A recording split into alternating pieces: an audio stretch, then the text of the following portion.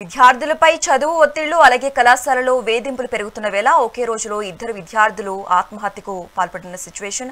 అలాగే ప్రస్తుతం ఇప్పుడు ఒక విద్యార్థిని హాస్పిటల్లో ట్రీట్మెంట్ కూడా తీసుకుంటుంది. ఇక ఈ డ్రైవ్ కి సంబంధించి మోర్ అప్డేట్స్ మా రీజనల్ కోఆర్డినేటర్ మురళి లైవ్ ద్వారా అందిస్తారు. మురళి,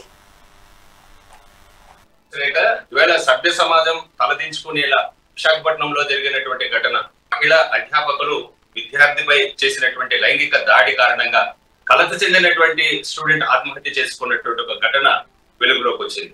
సో సాధారణంగా మానవ మృగాలుగా ఉన్నటువంటి కొంతమంది మహిళల పైన దాడులు చేస్తుంటారు. కానీ ఎడ్యుకేషన్ అంటే చదువు నేర్చుకున్నటువంటి వారు కూడా, విద్యాబుద్ధులు నేర్పించాల్సినటువంటి వారు కూడా ఇవాళ విద్యార్థుల ఎడల నడుచుకోవాల్సినటువంటి తీరు కాస్త ప్రమాదకరంగా మారినటువంటి ఒక పరిస్థితి చెప్పుకోవచ్చు. సో సాధారణంగా తల్లిదండ్రులు విద్యార్థుల పైన అంటే పేరెంట్స్ వచ్చి చిల్డ్రన్ పైన స్ట్రెస్ పెడతారు, ఇంజనీర్ కావాలను, డాక్టర్ కావాలను.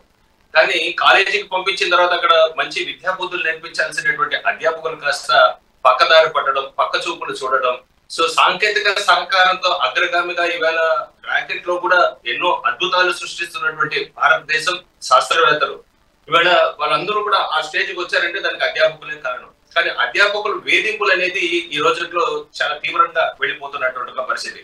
సో అది అధ్యాపకుల తప్ప, లేదంటే సిచ్యువేషన్స్ డిమాండ్ చేస్తున్నాయా, సో స్టూడెంట్స్ కూడా రెసిప్రోకల్ గా నడుచుకుంటున్నటువంటి తీరు, ఇవన్నీ కూడా క్రోడీకరించాల్సినటువంటి సమయం ఆసన్నమైంది. సో ఇది విశాఖపట్నం ఘటనకి పరిమితం కావడం లేదు. ఇవాళ చిత్తూరులో సీతం ఇంజనీరింగ్ కాలేజీలో తృతీయ సంవత్సరం అంటే థర్డ్ ఇయర్ చదువుతున్నటువంటి నందిని రెడ్డి కూడా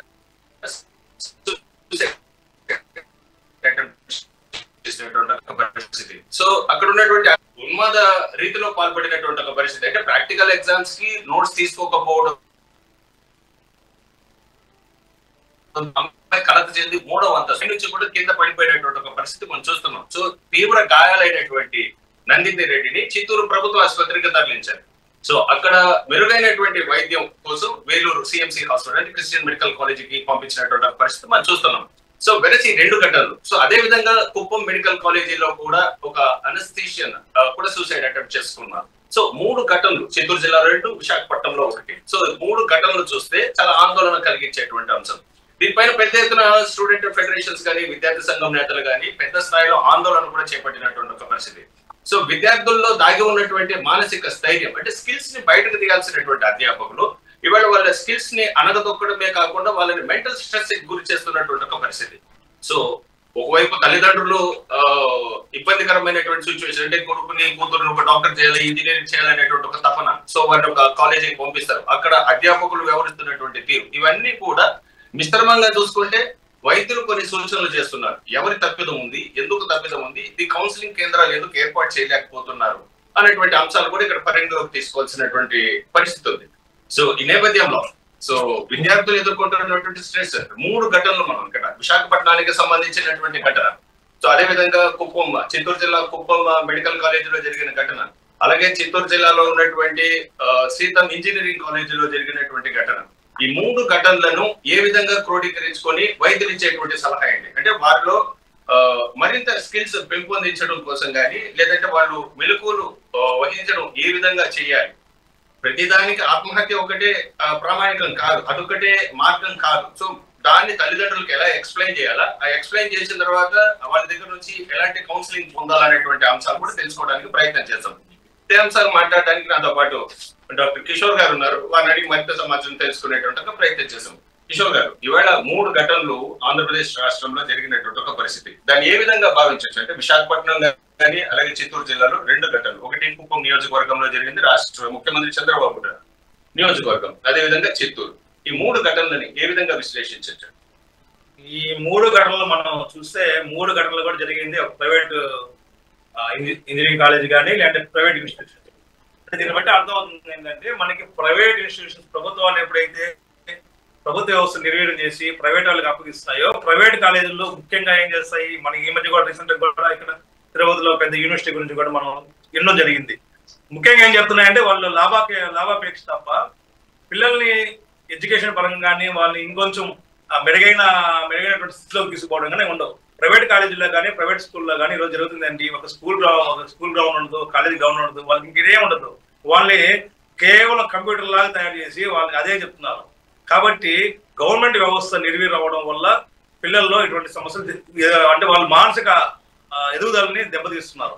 మెయిన్గా ఏంటంటే చదువు అంటే ఈరోజు ఏంటంటే చదువు అంటే ఉద్యోగం, ఎన్ని లక్షలు వస్తాయి, ఎన్ని కోట్లు వస్తాయి, ఎంత ప్యాకేజ్ వస్తుంది, ఎలా చదవాలి, ఏం ఎగ్జామ్ రాయాలి, ఎగ్జామ్కి ఎలా ప్రిపేర్ అవ్వాలి తప్ప సమాజం పైన కానీ, కుటుంబం పైన కానీ, వ్యవస్థ పైన కానీ ఈ అవగాహన కల్పించే పరిస్థితి లేకుండా పోయింది. ఇది అదే ప్రభుత్వ పాఠశాలలో కానీ, ప్రభుత్వ కాలేజీల్లో కానీ ఈ వ్యవస్థ ఉంటుంది. ఎందుకంటే గేమ్స్ ఉండడం వల్ల, ఆటలు ఉంటే పోటీతత్వం పెరుగుతుంది. ఒకసారి ఓడిపోతారు, ఒకసారి గెలుస్తారు, గెలుపు ఓటములు సమానంగా తీసుకునేది, ఆ విధంగా మానసిక స్థితి అనేది ఇంప్రూవ్ అవుతుంది. రెండోది, గవర్నమెంట్ స్కూల్లో, గవర్నమెంట్ కాలేజీల్లో ఏం జరుగుతుందంటే ఈ మెయిన్ గా స్టూడెంట్ ఆర్గనైజేషన్స్ కానీ, లేదంటే ఇట్లాంటి ఎలక్షన్స్ కానీ, ఇటువంటి యాక్టివిటీస్ జరుగుతాయి. ఇట్లాంటి యాక్టివిటీస్ జరిగినప్పుడు ఏంటంటే సమాజం మీద అవగాహన ఎంతో కొంత వచ్చే అవకాశం ఉంటుంది. ఇప్పుడు ఆ సమాజం మీద అవగాహన అనేది లేదు.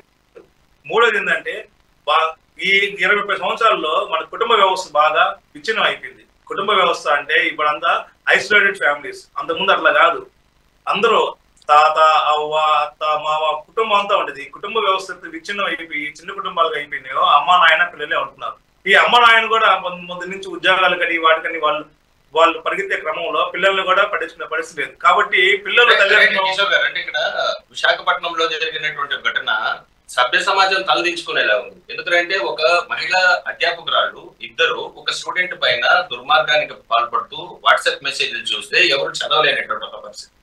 సో విద్యాబోధనలు నేర్పించాల్సినటువంటి అధ్యాపకులు కాస్త స్టూడెంట్స్ ని వాళ్ళ ఒక కోరికలు తీర్చుకోవడానికి ఒక ఆయుధంగా వాడిని వాడుకోవడం ఎంతవరకు కరెక్ట్ అంటే అధ్యాపకులు ఇలాంటి పికిలింగ్ మైండ్స్ ఎందుకు ఉంటాయి?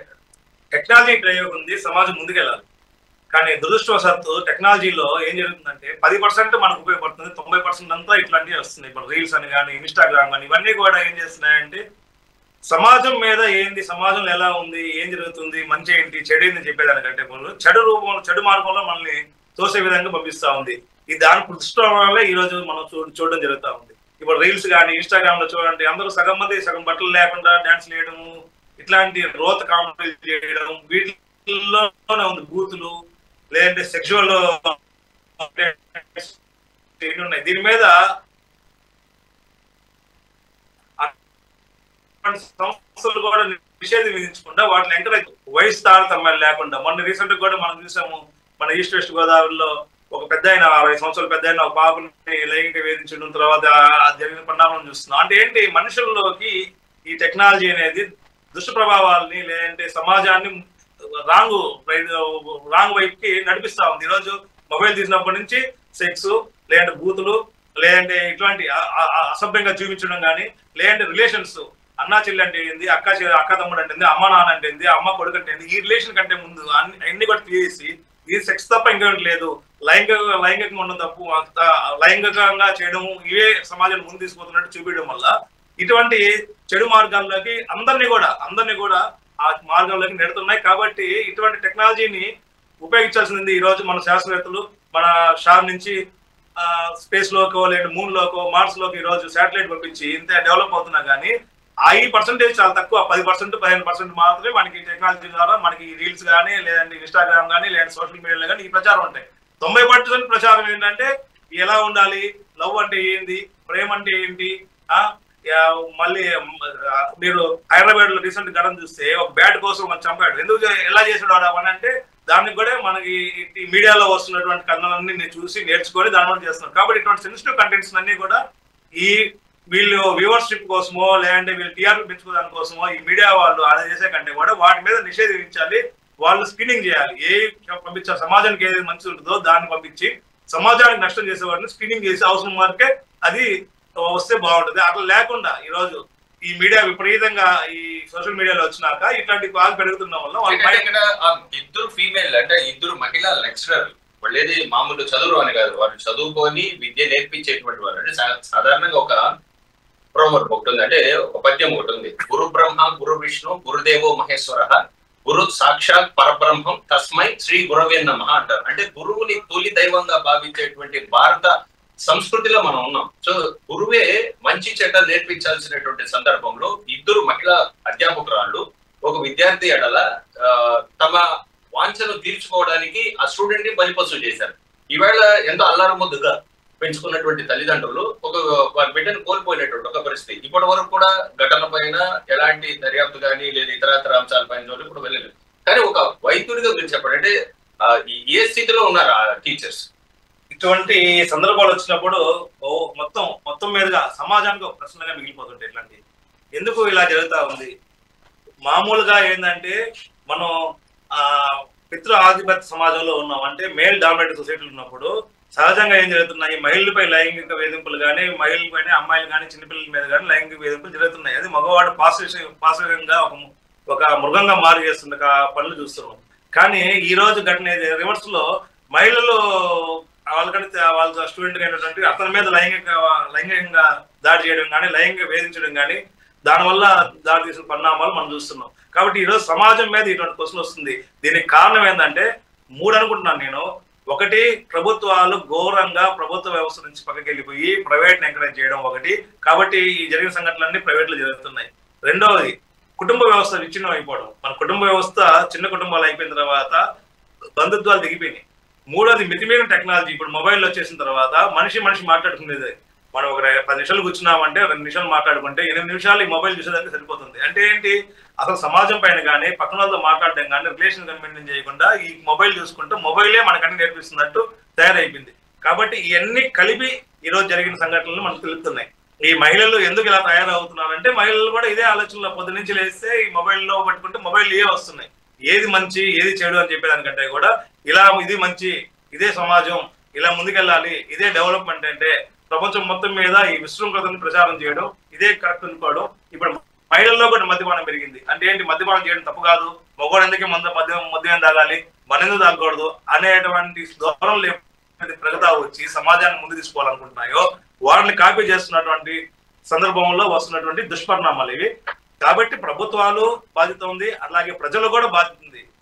ప్రతి విషయాన్ని కూడా చాలా ఎక్కువగా ఆలోచించుకోవడం, ఒక చిన్న విషయాన్ని కూడా చాలా పెద్దగా ఆలోచించుకొని, లేదంటే ఇమేజ్ క్రియేషన్ కోసం, లేదంటే మనల్ని నిరూపించుకోవాలి, మనల్ని డైవర్షన్, లేదంటే మన మీద ఎక్కువ కాన్సన్ట్రేషన్ అందరూ చూడాలి అని చెప్పి ఎప్పుడైతే ఐడెంటిటీ కోసం పనిచేస్తున్నారో ఇటువంటి జరుగుతున్నాయి. ఈ మధ్యలో దేవుడి దగ్గర తొక్కిసలాట్లో కూడా ఇదే భాగం, వేరేదేం కాదు. ఎందుకు దేవుడి దగ్గర ప్రతిరోజు వెళ్ళొచ్చు, దేవుడు అన్ని దగ్గరలు ఉన్నారు, సమయం పాటించవచ్చు, క్యూలైన్లో పోవచ్చు, ఎన్ని లేకుండా కూడా ఒకేసారి పోవాలి, ఒకేసారి చూసేయాలి, నాకు ముందు పని అయిపోవాలి, నా ఐడెంటిటీ నేను ముందు విఐపీగా ముందుకు వెళ్ళిపోవాలి, ఇటువంటి ఆలోచనలు అన్ని జరుగుతున్నాయి. కాబట్టి ఓవరాల్ గా సమాజం మీద ఇటువంటి మార్పులు వస్తున్నాయి. కాబట్టి ఇవి జరగకుండా ఉండాలి అంటే ఫస్ట్ ప్రైవేటీకరణ, మితిమీరిన ప్రైవేటీకరణని ప్రభుత్వాలు ఆపాలి.